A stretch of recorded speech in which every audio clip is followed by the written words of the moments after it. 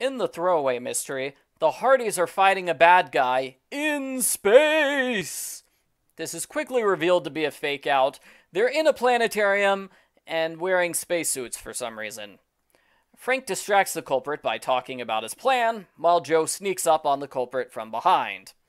I should note that the plan doesn't make sense. The culprit called in a bomb threat against himself, thereby foiling his own plot.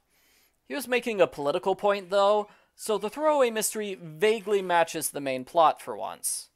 Argo Font Book Review, Argo Font Book Review. The Hardys go to the beach in their new ATAC car. They admire all the hot babes in swimsuits. One babe named Sydney asks to borrow Frank's towel, and he gets tongue-tied around her. It's kind of cute. Two random guys on the beach start a fight over a radio show. Frank and Joe step in and break up the fight with their giant muscles. They listen to the radio show where the host taunts a caller into making death threats. Somehow the Hardys know this is today's mission, so they rush back to their car for a debriefing. John Pride is a provocative high school senior who's about to get a nationally syndicated talk show. His biggest enemy is his hippie principal, Merle Grapple. Marcia Kind wants to get the talk show for herself. The final suspect is the random angry caller. He or she never gets mentioned again, but if they were guilty, it would not have been the first time in this series that the culprit was a random person who's never been seen before. ATAC's fancy car is bulletproof and has magic head beams that freeze people into place. Sadly, the Hardys won't use these cool features. Instead, they'll just make up random stuff to get themselves out of trouble, like always. The Hardys go to the high school. The culprit tries to run John over in the parking lot. Frank uses the car's tungsten steel electromagnetic decelerator to force the culprit's car to stop. Like I said, they make up random stuff to get themselves out of trouble. It's too early in the book to catch the culprit, though, so the culprit easily restarts the car and drives away. John yells at the Hardys for not chasing after the culprit. The Hardys argue that car chases are too dangerous for them. Like they weren't just in a car chase, and like they don't have a magic magnet to stop the culprit's car. 10 seconds later, Principal Grapple shows up and starts a fight with John. Not to spoil the ending, but Grapple is the culprit. It's impossible, because 10 seconds is not long enough for him to park the car and loop back around on foot. The parking lot is too large for that. John gives a big patriotic speech about the First Amendment. He's free to say whatever he wants. He has the right to copy-paste the same picture 3 times on the same page. Because America! John does admit his act is mostly show business. He doesn't actually hate everyone who's not him. The Hardys take John to a fair. They are worried that this wide-open area with lots of crowds is the perfect place for an attack.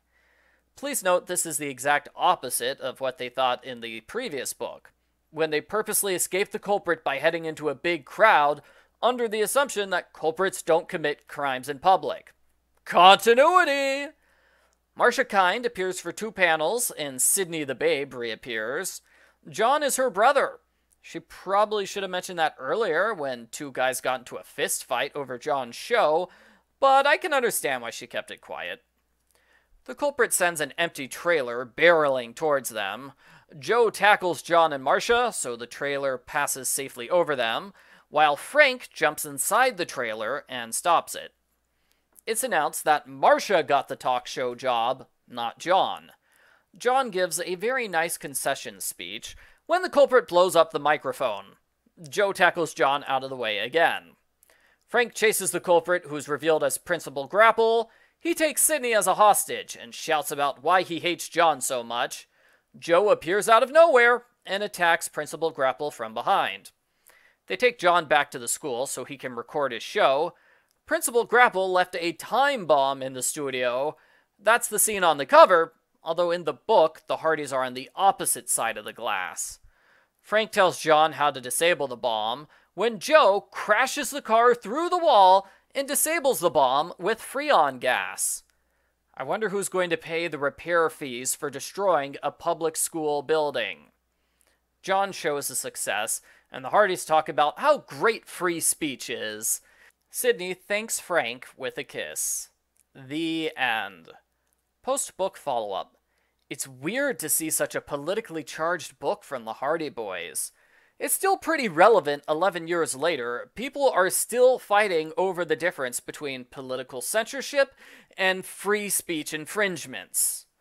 The book would have had more literary merit if it went into the fact that John is playing things up for publicity. He's willing to die for ideas that aren't his own.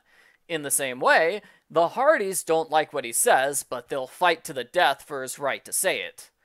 But no, the book didn't go that route. It's just another action book from this series. Very little thought is put into the plot, and it honestly does feel like the author made stuff up at random, especially with the magic car that saves the day with surprise features that weren't mentioned before. Marcia appeared for only 2 panels, making her a completely ineffective fake-out suspect. Way more time was spent on Sydney because she's hot. The fact that she's John's sister is ultimately irrelevant to the story. She's there so Frank can save the hot girl and get a kiss at the end.